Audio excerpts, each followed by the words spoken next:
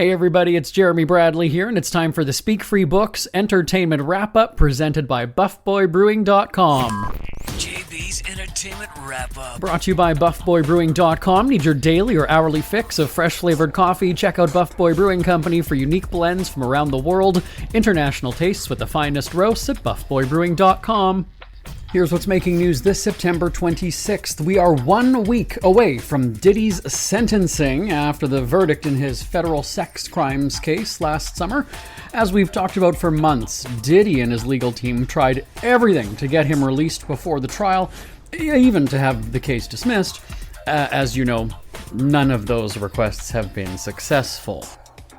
And they're not done yet. This week, the disgraced music mogul had a hearing for his motion to get the Mann Act charges thrown out, something he and his team have considered an outdated and racist law dating back over 100 years. Now, in case you aren't familiar, the Mann Act is a federal law, also known as the White Slave Traffic Act of 1910, that makes it a crime to transport a person across state or international borders for, quote, any immoral purpose, end quote.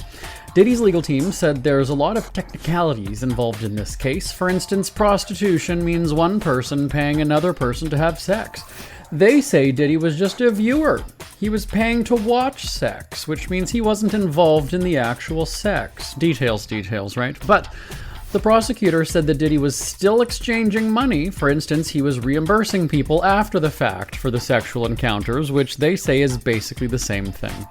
They also talk about porn. Prosecutor said the charges can't come down to a free speech issue regarding porn because not every sexual encounter was filmed, and the defense said it was filmed most of the time and that Diddy was simply an amateur pornographer. At the end of the court session, they're really, I don't know. Whatever. Anyway, at the end of the court session, the judge had not ruled on the request, but said that he would decide soon. He's running out of time, right?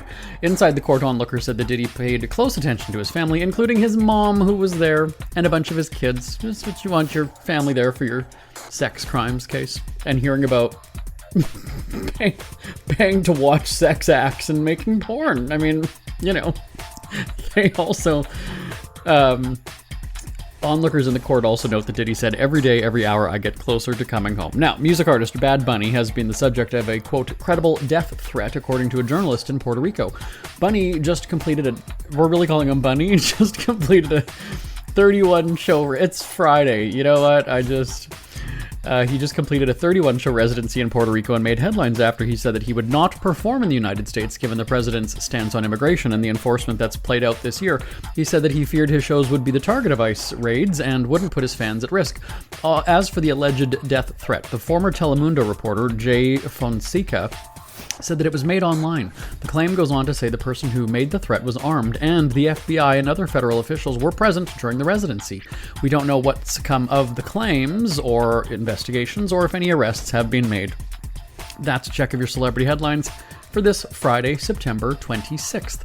I'm back next week right here on the Speak Free Books Entertainment Wrap-Up presented by BuffBoyBrewing.com. Till next time, I'm Jeremy Bradley. For a great cup of joe, there's one thing you should know. Your morning brew can also be playful. Buff Boy Brewing guys make the temperature rise. And you surely feel naughty when you swallow